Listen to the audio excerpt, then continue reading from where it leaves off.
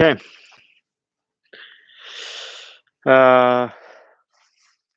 So today is your homework to due date. Hopefully you have submitted your homework already on Blackboard. If not, please submit right away. Unless yes. You don't have to submit a physical copy, but you can if you want to. I would rather if you submit an online copy, a soft copy online, right? If you want to submit right now, that's all right.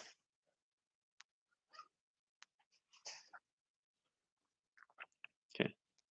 So again, I would rather have a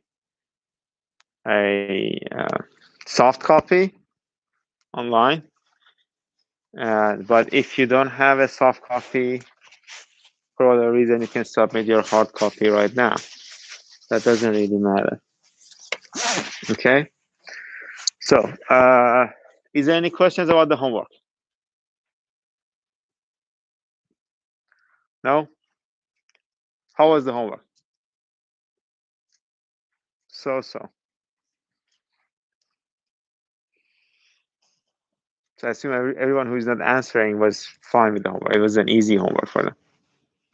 Okay, that's good. That's good. So some people have had problems with the solution to problem number 4, which was a circulation problem. And I just want to make sure that you understand that problem completely, because something like that will definitely be on your exam. That's like 100%. You will be asked to calculate the circulation using the 2 different methods, right? Using the double integral and the line integral. That will definitely be an exam. So if you don't understand how that problem is solved, just yes. The exam will be in person for the students who have registered for the in-person section of the class. So yeah, all of the undergraduate students have to come in, and some graduate students will have to come in as well.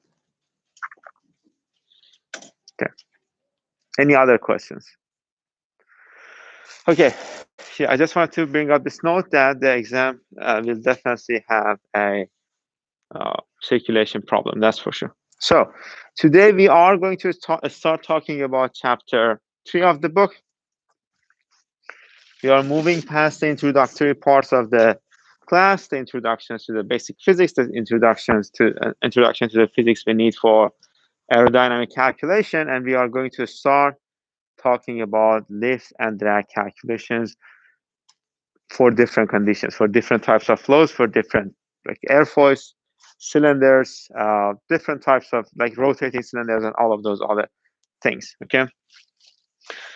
And at the end of chapter 3, my expectation from you is to understand how to measure how velocity is measured in a wind tunnel and over an airplane, and how what are potential flows essentially, what does Laplacian rule mean for us in aerodynamics, and eventually be able to calculate the lift and drag for a flow over a cylinder, either a stationary cylinder or a rotating cylinder.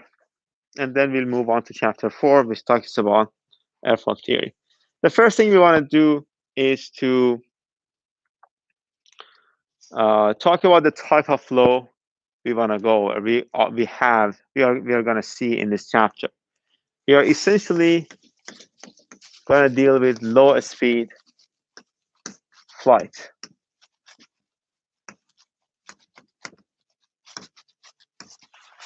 We have talked about low speed flight a little bit before. What does it mean for the flow, though? It means that your flow is going to be incompressible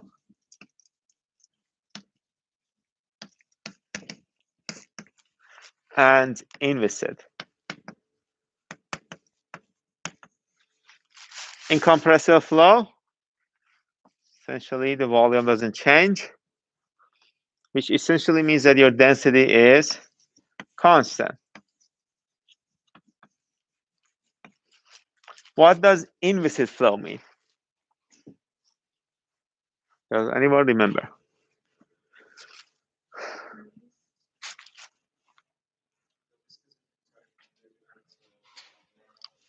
We are essentially going to neglect viscosity, right? So we assume that viscosity does not exist.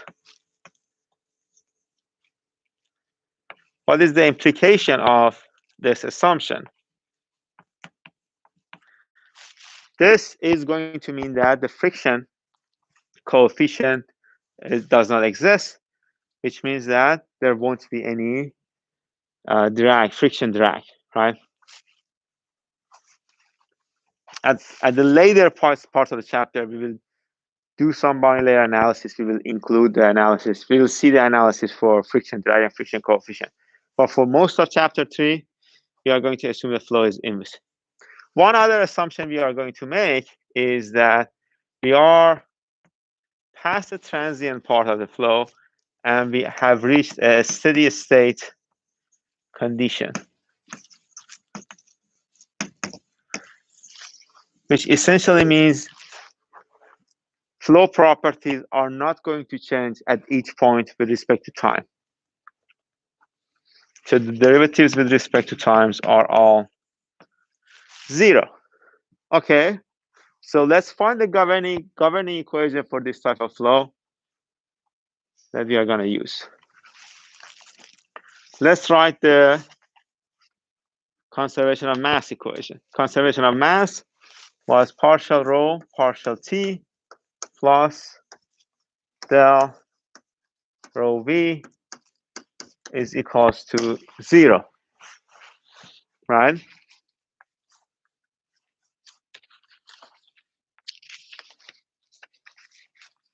So what will happen to this equation if we apply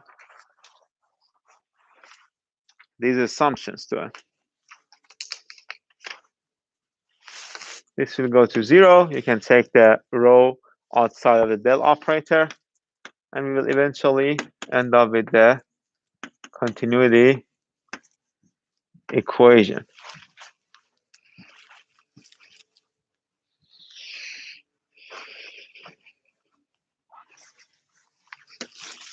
But let's look at this type of geometry. Flow inside a duct. Well, how will the continuity equation look like for the flow inside a duct?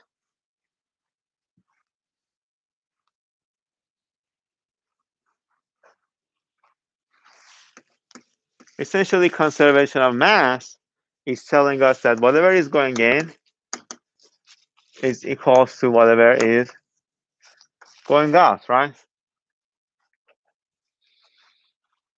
What is the m dot in here? How do we calculate the mass flow rate? What was it? PVA, rho VA, right? That's it. Density multiplied by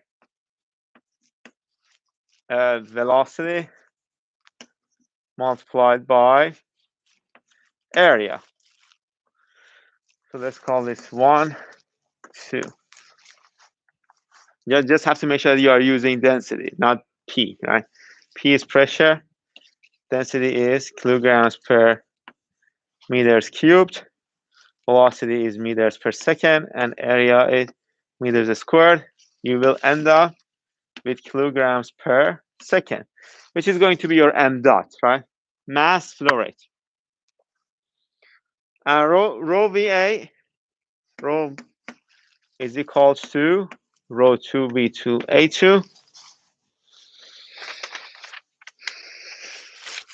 And density is the same. Density doesn't change. So the flow rate on two sides are going to be equal. A dot V1 is equals to A2 V2. That is going to be your continuity equation for this type of flow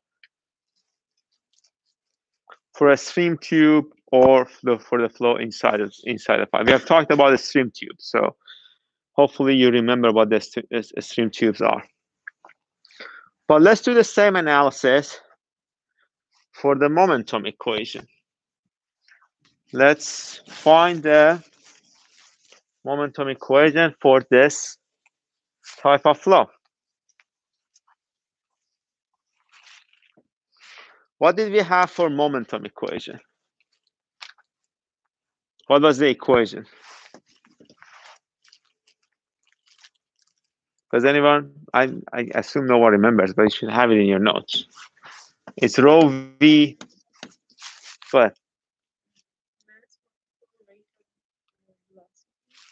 Okay, so the changes. Exactly. So sigma f is equals to changes in momentum, right? Which, if you like plug in the values, this will be the final equation you're gonna see.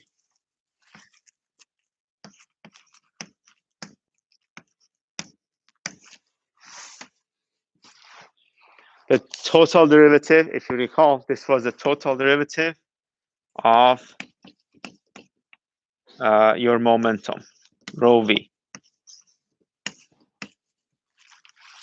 This part of it. And then it is going to be equal to gradient of pressure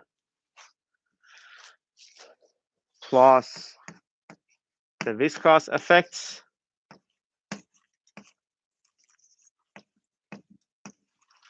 plus the other body forces, whatever body force you may have.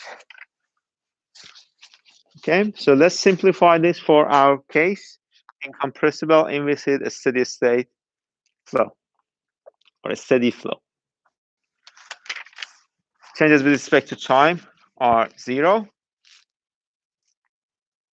We can take this outside of this del operator. Viscosity, we neglect viscosity, so it is not there. And in aerodynamics, we are mostly dealing with air flow on a streamline, so we can remove the effects of body forces too. What are we gonna get?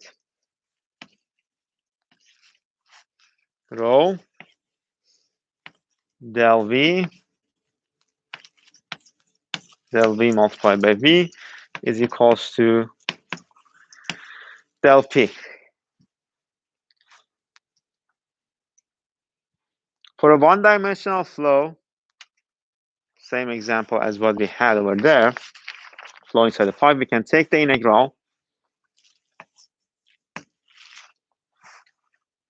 Let's actually simplify this for a one-dimensional flow to make sure that we are clear. You are gonna get partial U, partial X squared, something like this, is going to be equal to partial P, partial X. So if you take the integral from this equation, one of them has to be with respect to partial X squared, the other one with respect to partial P. You will end up with this equation.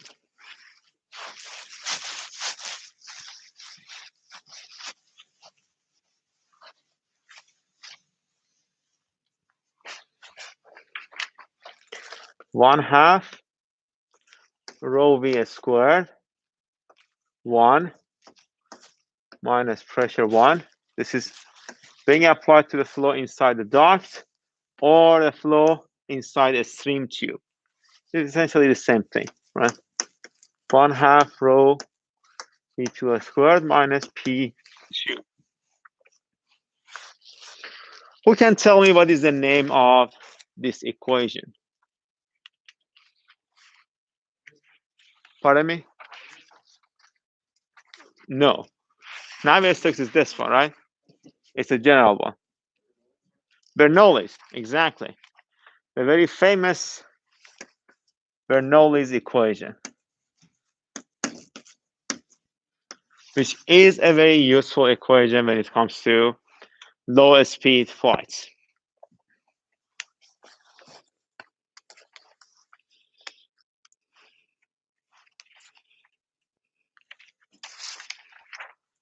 So Navier-Stokes equation, there is a negative sign here. I forgot the negative sign. Navier-Stokes, you just have to make sure that you keep in mind that the Navier-Stokes equation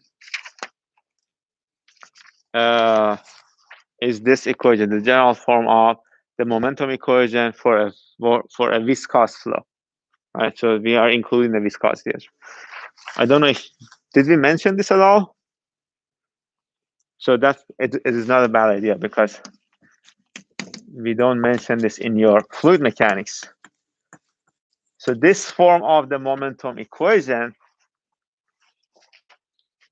that includes the viscosity, the general form, is called the Navier-Stokes. And for whatever reason, we don't mention this in our fluid mechanics, but wherever you go, when you tell a mechanical engineer what is Navier-Stokes, they probably can't write down an equation, but they know what you're talking about. So it is not a bad idea just to know what Navier-Stokes says. Momentum equation in a viscous flow. Okay. Any questions so far?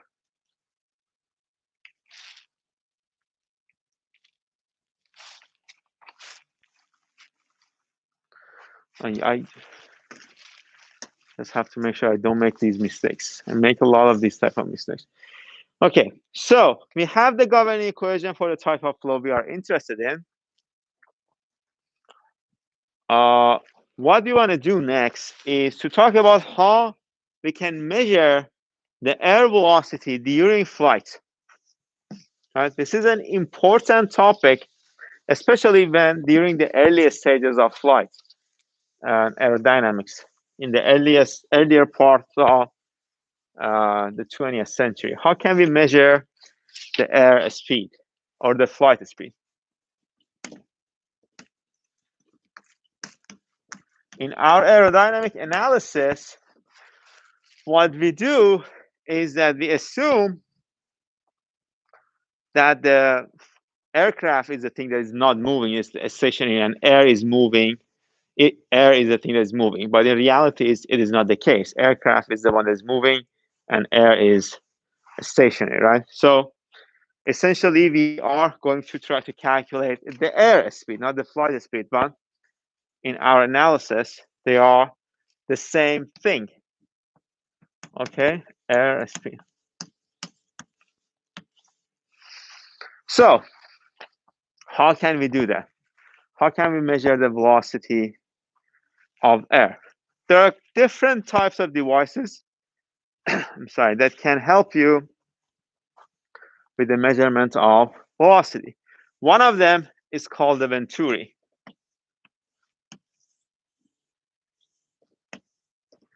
Essentially, a Venturi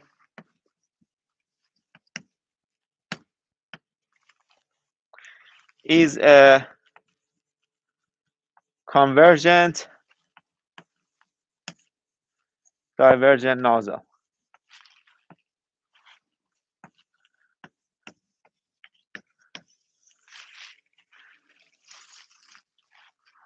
Okay.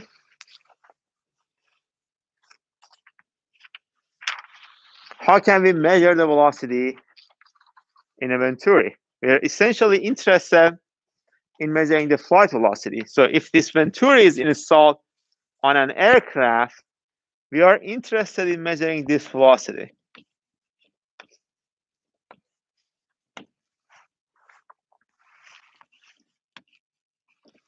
Okay.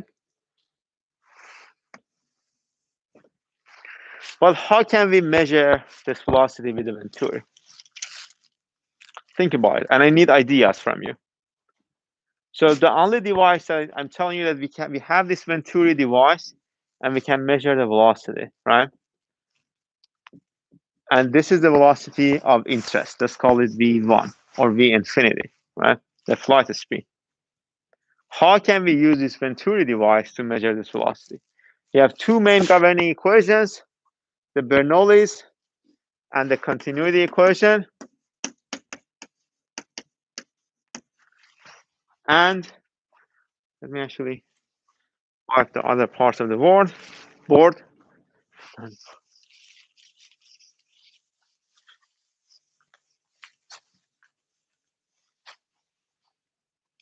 And we have this Venturi device, We want to calculate the airspeed. How can we do that?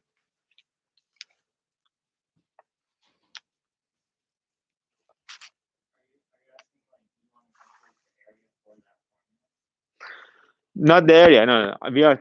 How can we calculate the air speed? Not the area, right? So what do we have here? The only thing that you can really measure is pressure, right? You can have pressure measurement devices. You cannot just put in like pressure transducer or whatever. We don't have a velocity transducer that you can put in air and measure the velocity, right? You have to come up with a measurement technique. And let me just make sure that my MacBook is not charging. So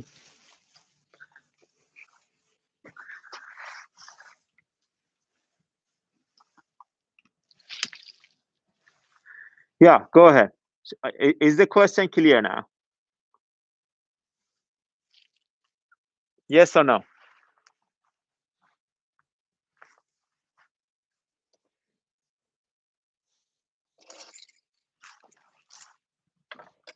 Go ahead. I'm listening. Yeah.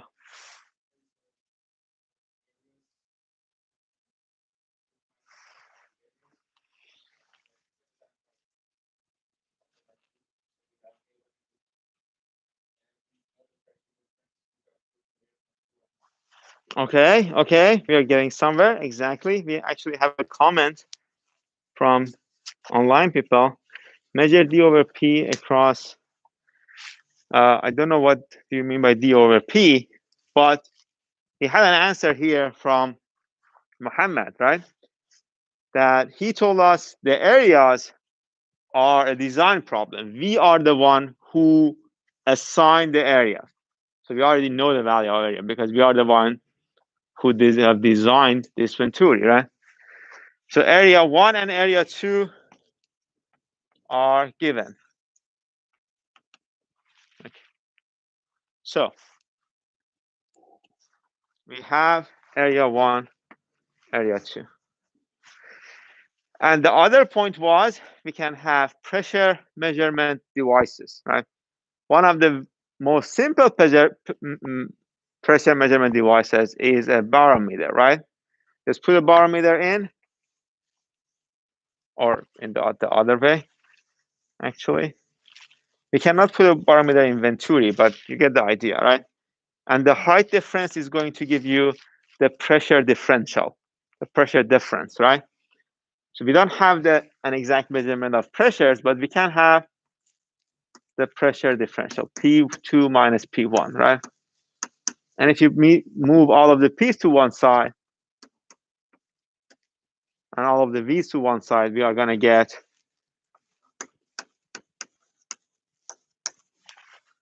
right?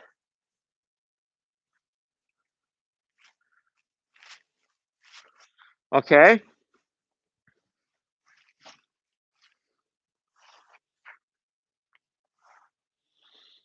So what? Is this an answer? That's it. You have two equations, two unknowns. You can plug in the unknowns and knowns and find the final answer. But we can essentially rearrange these equations to get, let's say, V2 as a function of V1. It's going to be A1 divided by A2, V1, right? And you can plug that in here for V2. So A1 divided by A2, V1, right?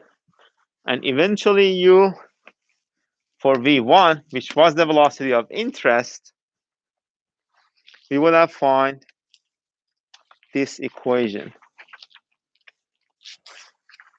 The square root of pressure difference divided by 2 rho A1 minus A2 minus 1. Let's just make sure that I'm not missing any minuses or plus signs.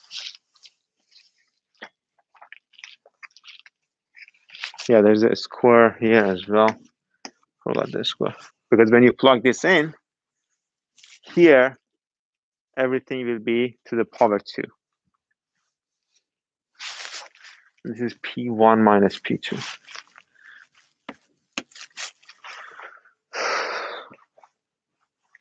Okay, so we have the formula.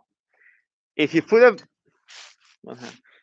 a venturi on one side of your aircraft, you will be able to measure the airspeed. Okay. But we don't see venturis on aircraft that often, right? I don't think you have, hopefully, I don't know, I mean, you may have not, but most of you have boarded planes, right?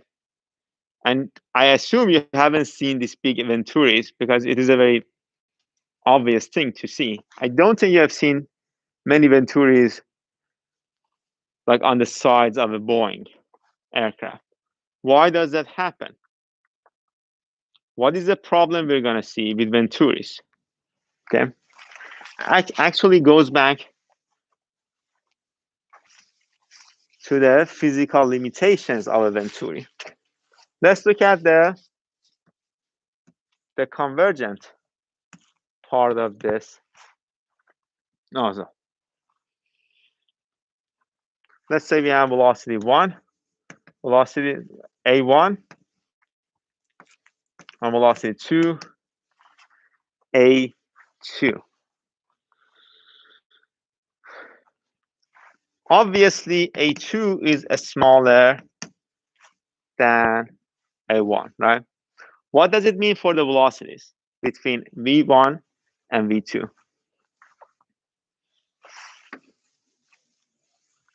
A2 is smaller than A1.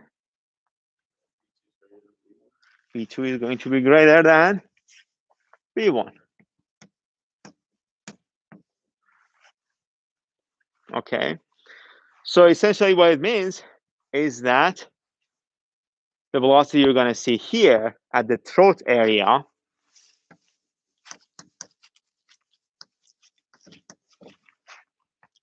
it will definitely be bigger than the A1, right?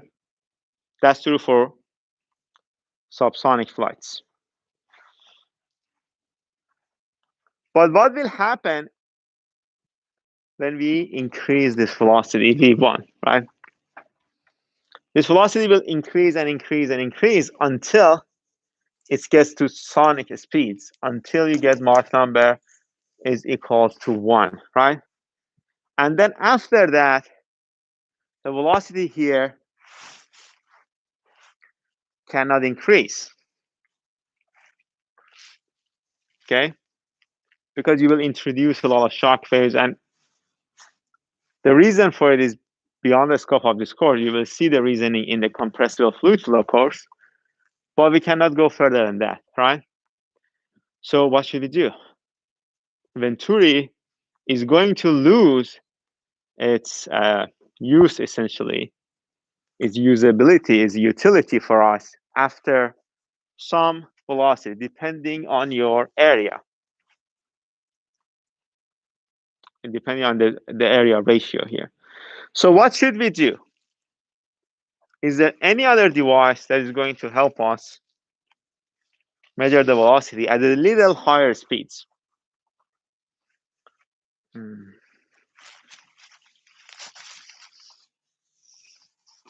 That's where the pitot tube comes in.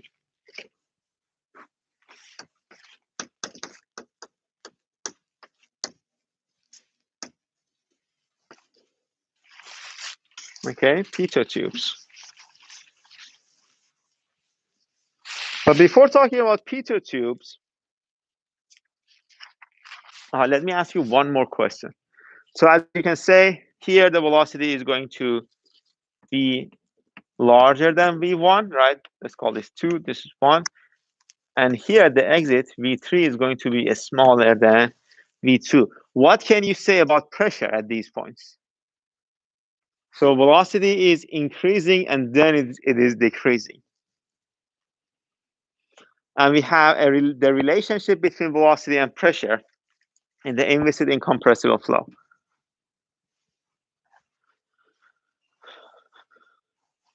What can you say about pressure at these points? The pressure difference. between 0.1 and 0.2 and 0.3. Pressure is going to decrease as you move from 0.1 to 0.2. So P2 is going to be smaller than P1, and P3 is going to be larger than P2. What does it mean? It essentially means that you are going to get the minimum pressure at the throat area at 0.2. Is there any questions?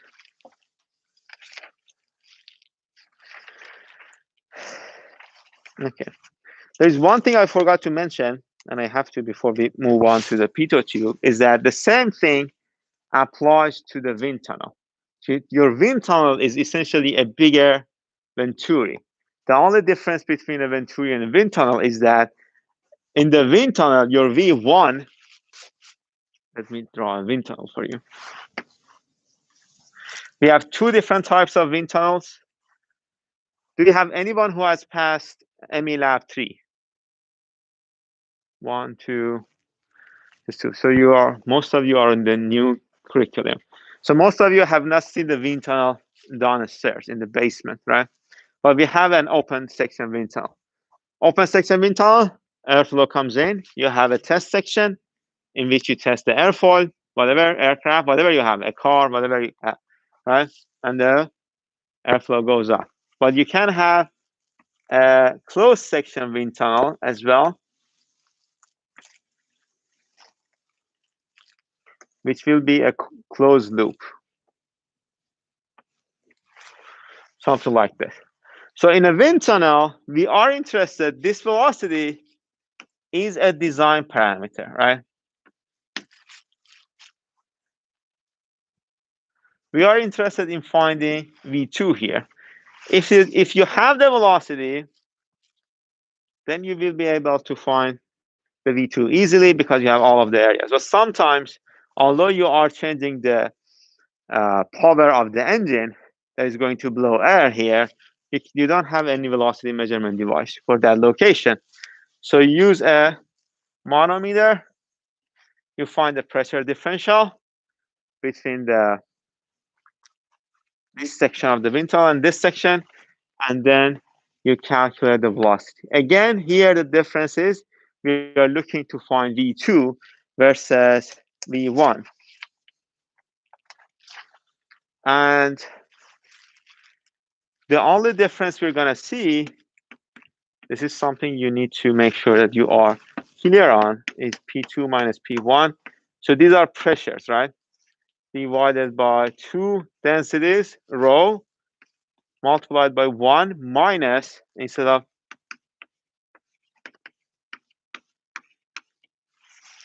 so for the previous section, we had V1 equals to whatever, multiplied by A1 over A2 squared minus 1. So here it is reversed, 1 minus A1 over. So make sure in your problems that you're solving, you don't make the mistakes. I mean, it is better to use the governing equations and not these equations to avoid this type of mistakes. Okay, just make sure you use the equations. Okay, so how do we, I just want to make sure that we all know this. How do we calculate the pressure differential using a manometer? What is the equation we need to use there?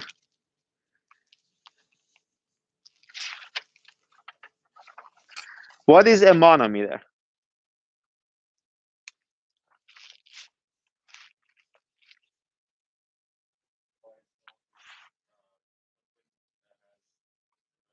Oh, you are the one. I'm sorry, I don't know who's talking. I just hear.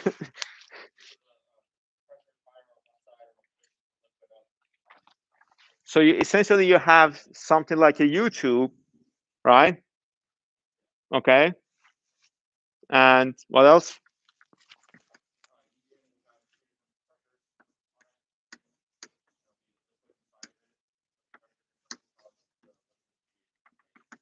Exactly. So the height of the liquid is going to give you your pressure difference. That's why we call it, sometimes we call this pressure head, right? And the pressure difference is going to be equal to the weight of this liquid, which is rho g delta H. Right? So the pressure difference with the manometer is going to be equal to rho g delta H. I think we are ready for the pitot tubes. So we understand the limitations of a Venturi, and we need to find another device. And pitot tubes are actually used today. So these are devices that are utilized today in the modern aircraft. If you go back to the lecture notes, I have posted some pictures of the pitot tubes on a Boeing, or I think it's an Airbus, but on a modern aircraft. Okay, but what is a pitot tube? To understand what a pitot tube is, we first need to understand the difference between the static and total pressure. So we have, the idea is we have two types of pressure: the static pressure and total pressure, or some people call it a stagnation pressure.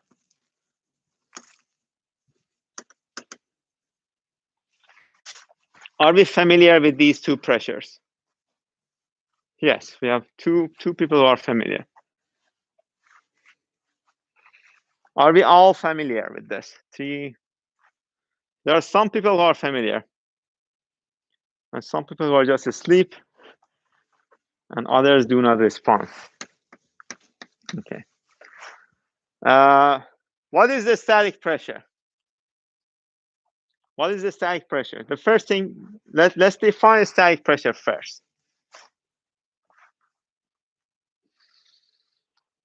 One of the people who knew what the static pressure is, yes.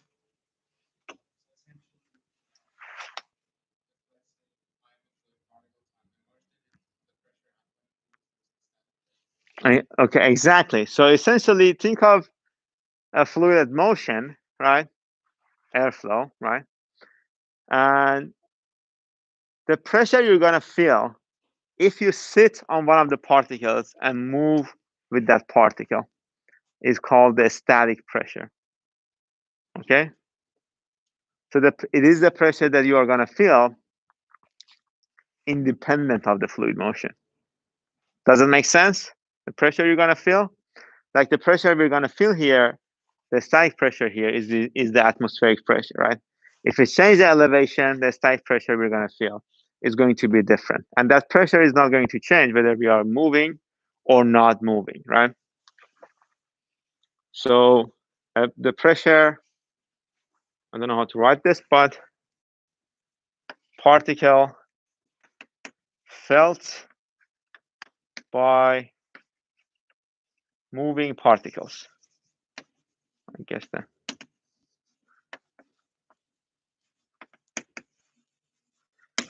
will be the static pressure. What about the total pressure? What is the total pressure?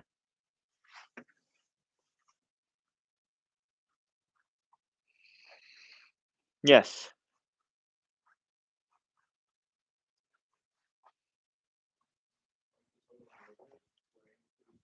No. It doesn't have anything to do with the total derivative. So it has something to do with the stagnation. Do you remember about the stagnation? Yes.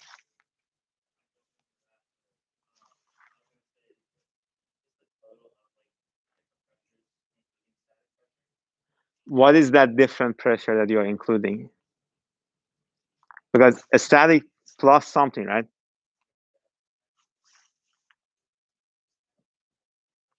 Static and dynamic pressure. So exactly.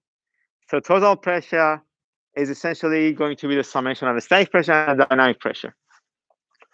But we essentially define the dynamic pressure by the difference between total and static pressure, right? So let's define the total pressure first. Is the pressure your fluid particle feels by a fluid particle, by a particles that are, which velocity is brought down to zero isentropically.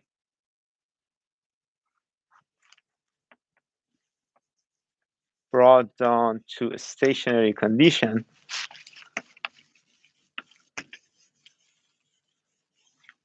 stationary conditions isentropically.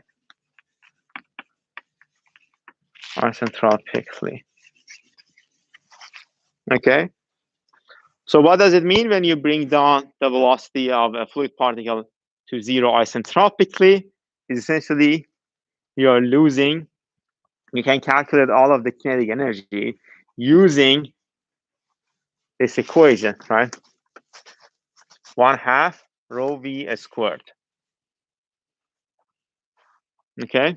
So your total pressure or a stagnation pressure, a stagnation condition is a condition at which, what is this? Let me ask you, because this should have been part of your fluid mechanics. What is the stagnation condition?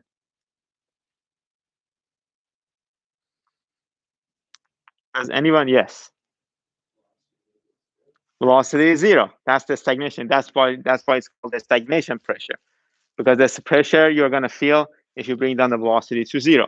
So your total pressure or stagnation pressure is going to be equal to P of S plus 1/2 rho v squared, which is the dynamic pressure as Trevon mentioned.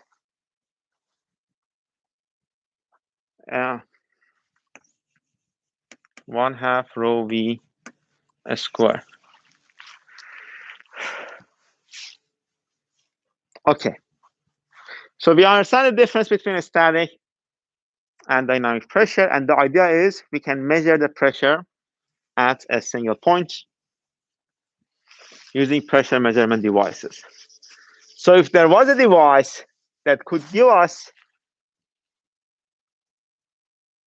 the two measurements of pressure at each point, we would be able to find the velocity, right? Because they are related to each other by velocity at that specific point. So the device that can measure the, let's say this is a pressure measurement gauge here. A device that can measure your total pressure is called the pitot tube, right? Fluid particles comes in, and then when they get to here, their velocity is brought down to zero isentropically, okay? Air particles, specifically we're talking about gas movement, right?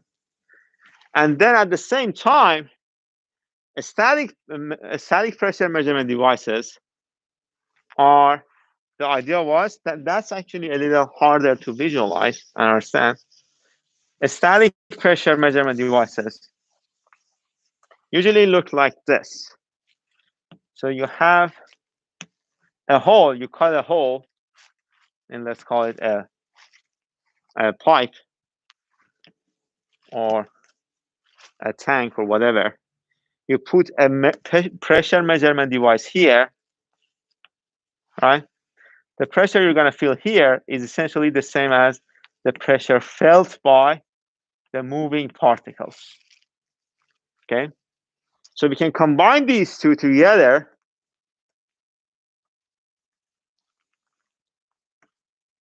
and have a device called the pitot-static tube. So this part and this part also, both parts, measure the static pressure. And this part is the pitot tube, measures the total pressure.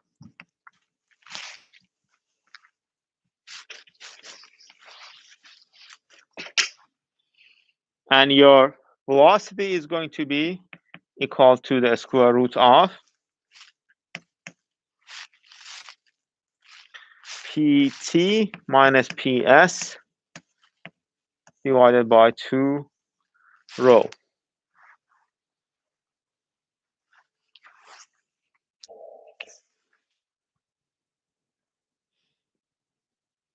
Using this equation. If you think about it though, this equation is the application of the Bernoulli's to the pitot-static tube. So this device is called the pitot-static tube. Pitot-static static tube.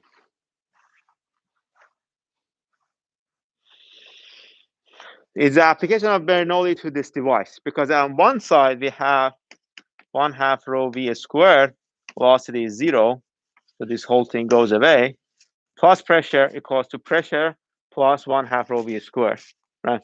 Which is the only velocity we're going to have. Yes. Pardon me?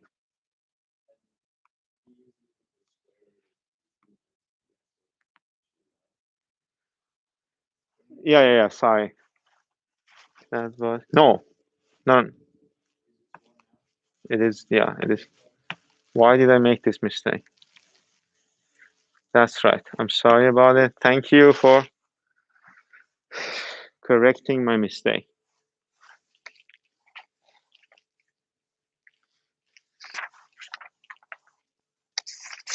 Let's see if I have the correct. Yeah, I have the correct one on my notes. I guess we did the same mistake for the other equations too. Just make sure to check. Yeah. Did we make the same mistake for the other equations? Because 2 has to be on top at the numerator.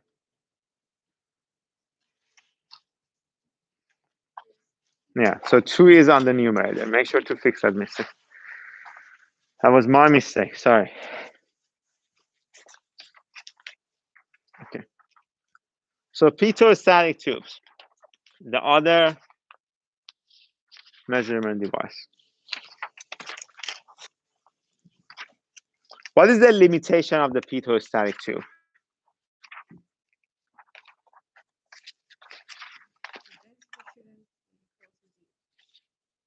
Density shouldn't be equal to 0. But is there 0? Well, not a mathematical limit. Like, what is the physical limit of the pitot tube? Yes. Supersonic. How is the supersonic flow limit for the pitot-static tube? Can you elaborate?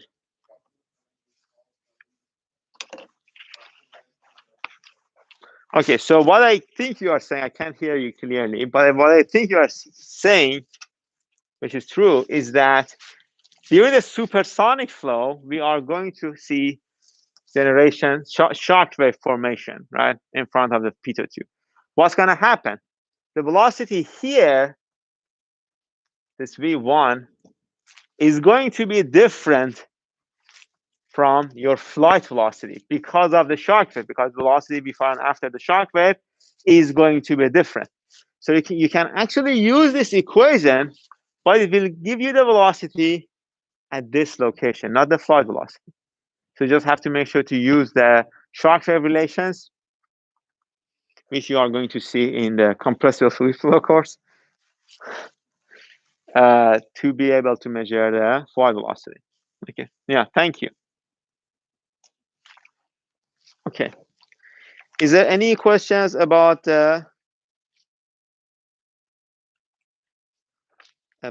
any of these? Okay. One thing that you need to make sure that you are clear about is the density. Which density do we have to use here? What is the density?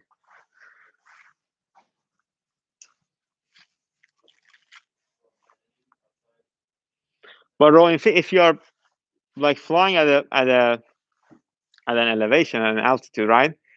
Your rho infinity is going to be different. Your rho infinity at the outside. So your rho infinity is going to change based on elevation, right? Do we have that data? Okay. Yeah, go ahead.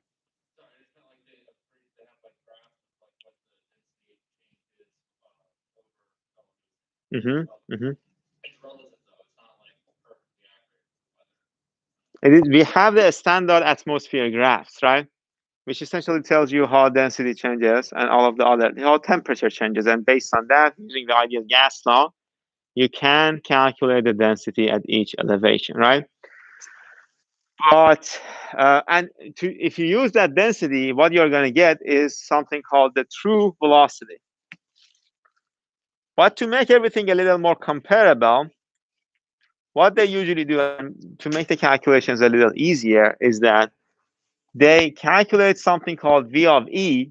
E stands for equivalent, right? Equivalent velocity, which uses the density at the sea level condition. So I'm just going to say rho of S, but this is a sea level density. Okay, it's just a practical thing.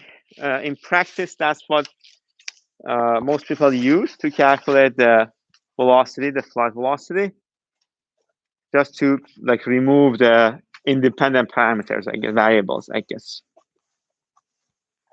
So this is a solution. This is how we measure velocity for an incompressible inviscid flow. What will happen if we increase the velocity a little bit? So if you recall, and I think we have talked about this. What is the limit of incompressibility? Have we talked about this at all?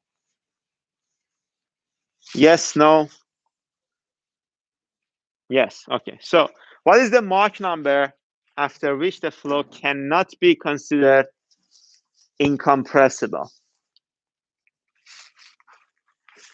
Does anyone remember? 0.3. So if you increase the Mach number to larger than 0.3, your flow is still subsonic because the Mach number is smaller than 1, right? But you cannot make the assumption that the density doesn't change. The flow is incompressible. And the reason behind this is this value is essentially an arbitrary cutoff number, right? We assume when the changes in density are less than 5%, we assume that the flow is incompressible. When they become larger than 5%, then we say that's the cutoff number. We cannot make the incompressible assumption anymore. And after this, Mach numbers higher than this is where you get the higher variation density, more than 5%. Okay, so how can we do the velocity measurement for the subsonic compressible flow?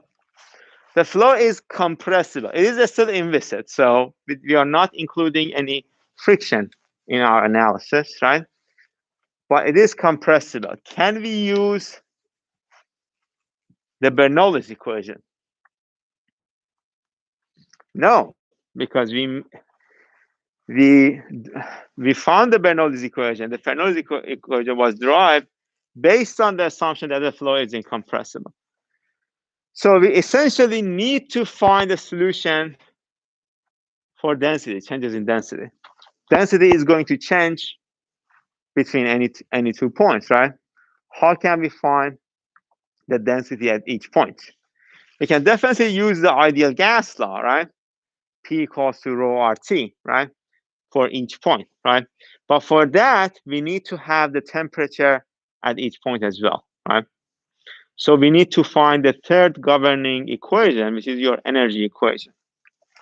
I'm not going to go into the details of the energy equation, but between 2 points, your governing equation is going to be equal to CPT1 plus 1/2 V1 squared plus equals to CPT2 plus 1/2 V2 squared.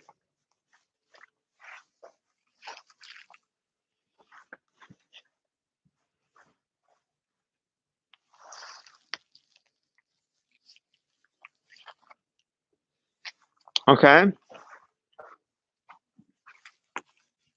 This will be your energy equation for a subsonic compressible flow.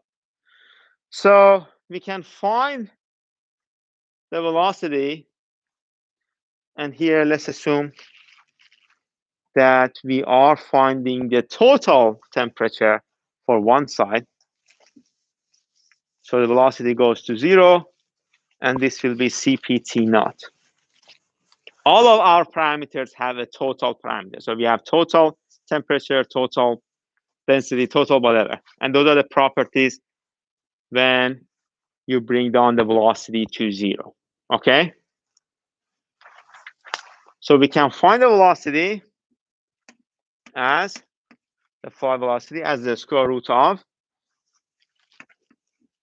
Cp multiplied by T minus T naught divided by, or, right? Divided by what? No, this is multiplied by 2. That's one way of looking at it. But we don't have the temperature. What should we do? What should we do here? We don't have the temperature. How can we find the temperatures at these 2 points? We don't have the densities. We don't have the variation of density. So what should we do? What is the best course of action here? The best course of action is to use the isentropic relationship. We are making the assumption, or let me ask you, what is an isentropic relationship? What is an isentropic process? Hopefully you have seen this in your thermodynamics and fluid mechanics and applied thermal, if you have taken applied thermal. What is an isentropic process?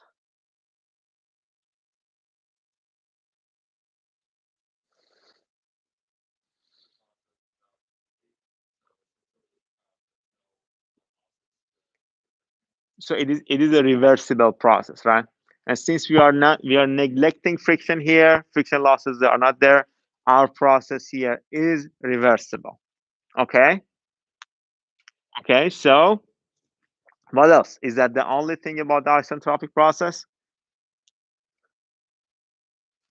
That's a reversible process, right? So when you're using another word for it, it essentially should mean that there are other conditions that needs to be met.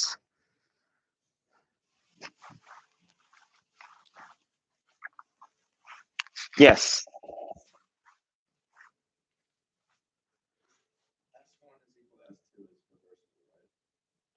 Entropy, right? Yeah. No. No.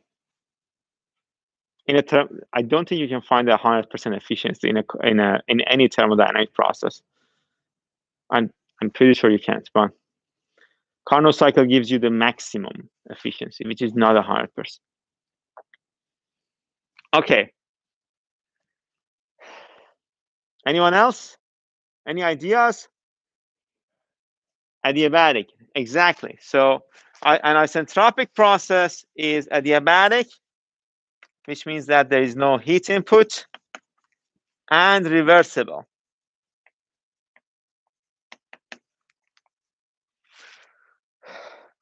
Which applies to our situation here. We are not heating up the air that is moving from point 1 to point 2, and we are assuming the friction is negligible.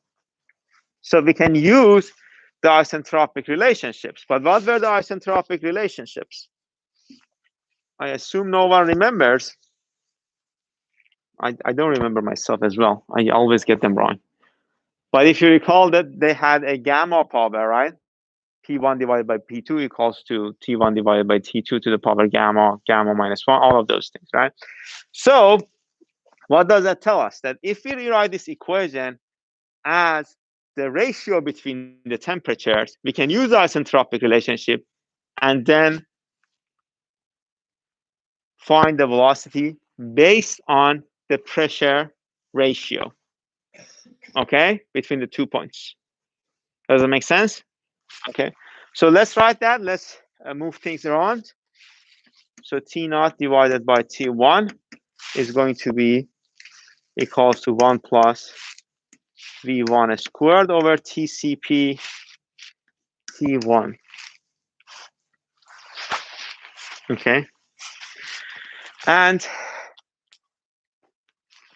but we still have one T1 here, which we don't have any information about. Okay. If you recall, the speed of sound, A, was the square root of gamma R T.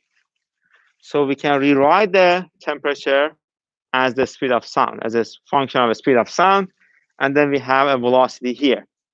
So eventually, if you do the analysis, we are going to get T naught divided by T1 is going to be equals to 1 plus gamma minus 1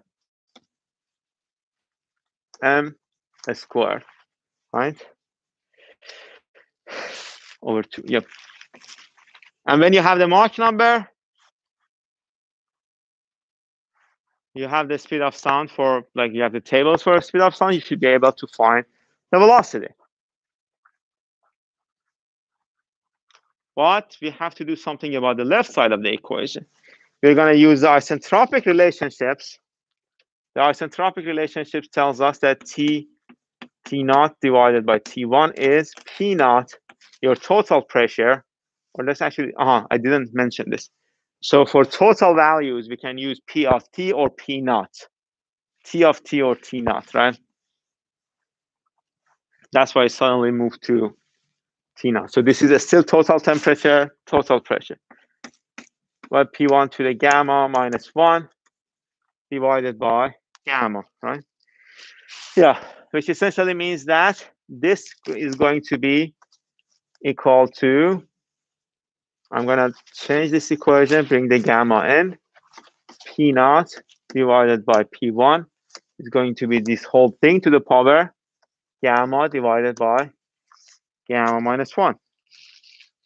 We can write this as a function of density too. As a function of density, your rho, the ratio of density is going to be that equation to the power of 1 divided by gamma minus 1. Okay. So, do we have any questions about these equations? Do we understand every parameter here? Do we understand what we did?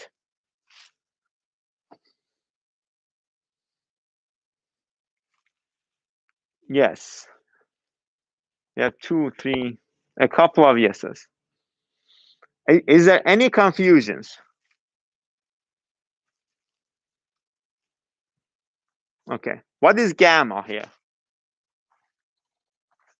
Does anyone remember what gamma was? Yes.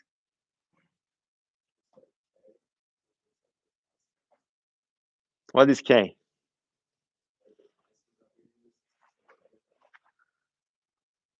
What was that constant? What did it represent?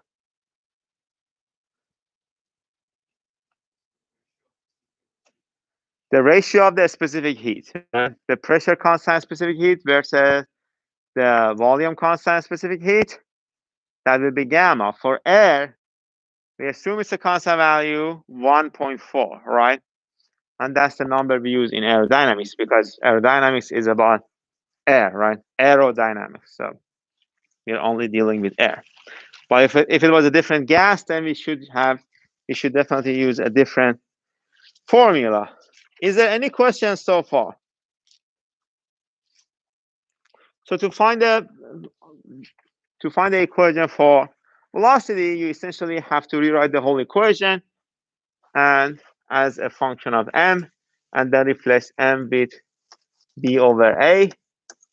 I will give you the velocity as a function of pressure, density, whatever you can measure, right? For a subsonic condition. Okay. So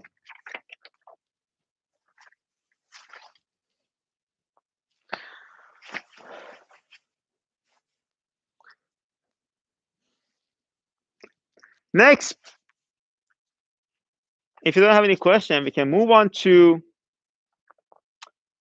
the flow over a cylinder, which is essentially we can move on to the calculations of lift and drag at different conditions. Okay. The first thing you need to know and you need to understand is that how does lift, how do we generate lift? Okay, you want to answer that question?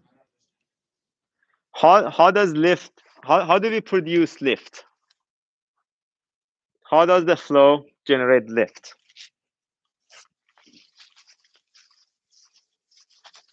Let me write the question.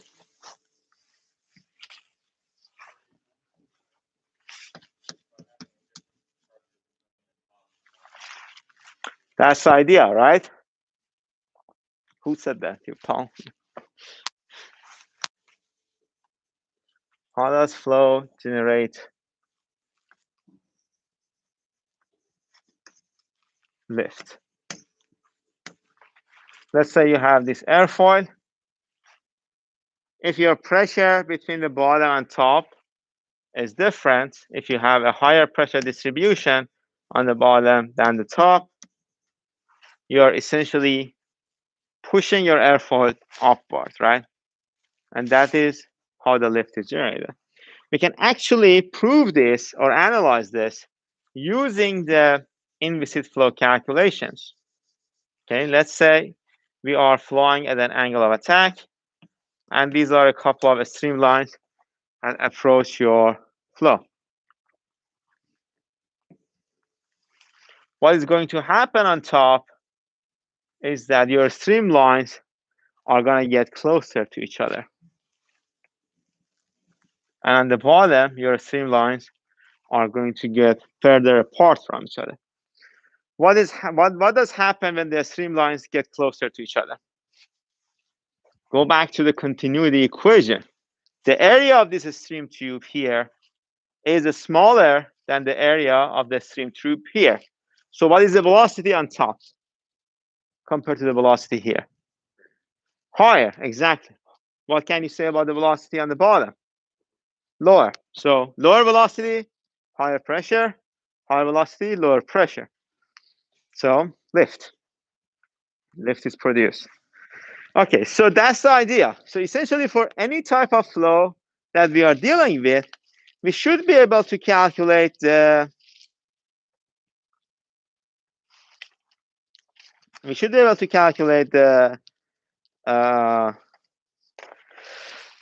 pressure distribution on top and the bottom plate, and then we can move on to the calculation of lift and drag. That's the theoretical way of looking at it. For some simple shapes like a cylinder, flow past a cylinder, we can definitely do that.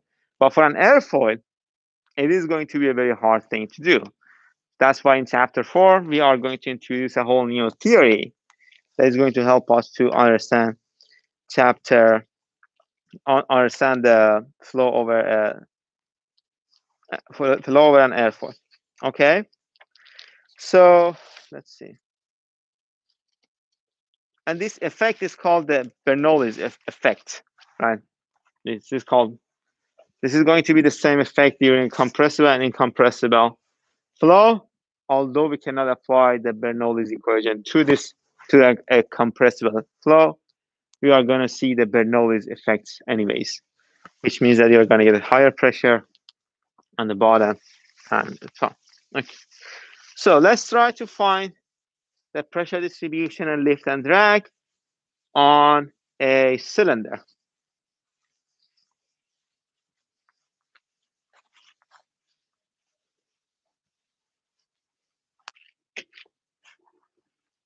We have a cylinder like this. It is not a very good drawing of a cylinder. So let me redraw this. Okay, this is better. We have a cylinder like this. The flow is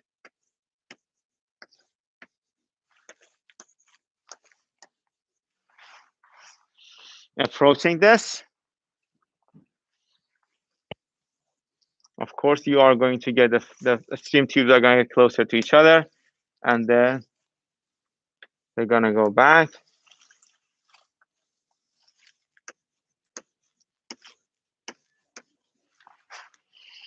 This is what the streamlines look like. At this point, I will give you the velocity components, and then we'll do the analysis using like we are going to assume we have the velocity components, and later on we're going to see how to calculate the velocity components. Of course, it's a flow over a cylinder, so it is best to use the cylindrical coordinate system, and your VR is going to be equals to 1 minus r squared over r squared multiplied by v infinity cosine of theta. Your v theta is 1 plus negative 1 plus r squared divided by r squared, v infinity sine of theta. Okay. What is VR here? It's the velocity in this direction, right? Let's say we are looking at the velocity at this point. This is going to be your r, the radius of that cylinder. This is the difference. This is going to be your small r. That's the distance from, that's the difference of any distance from any point to the center of that cylinder. And your v theta is going to be in this direction. Okay.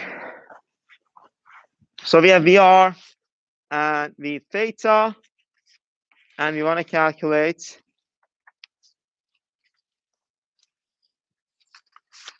the pressure coefficient, right? Pressure distribution. How can we calculate the pressure coefficient? What was the definition of pressure coefficient?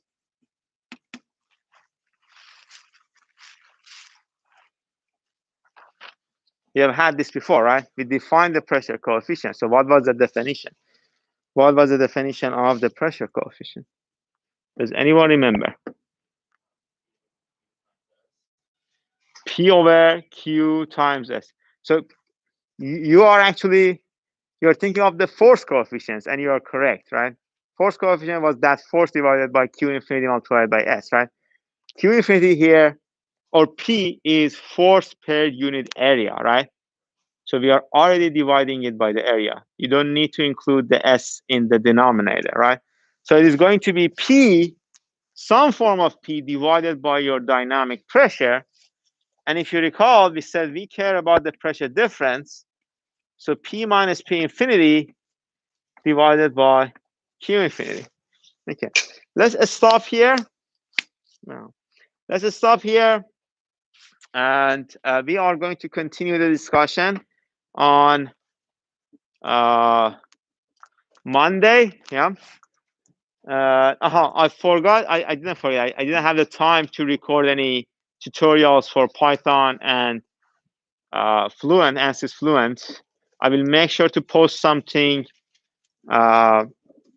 in this weekend. I will definitely post something this weekend. 2 tutorials. Just make sure you understand the finite difference methodology, you understand the Python programming, but because it will be part of your homework 3, that's for sure. And some people submit their bonus points to me, and I don't usually reply to those emails. Then I get a very stressed out email that, did you receive my previous email? I do receive your email, so if it's just a bonus point submission, I will just add your point on the blackboard. You don't need to ask about it. Okay. Okay. Have a good night. Have a good weekend, I guess.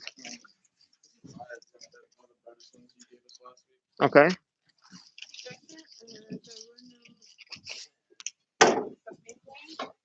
What? There were no submit links for homeworks on Blackboard. There were none? So I emailed it to you. When did you submit your homework? At class, because I thought maybe we should. Oh, okay. That's why you didn't have that. It doesn't matter.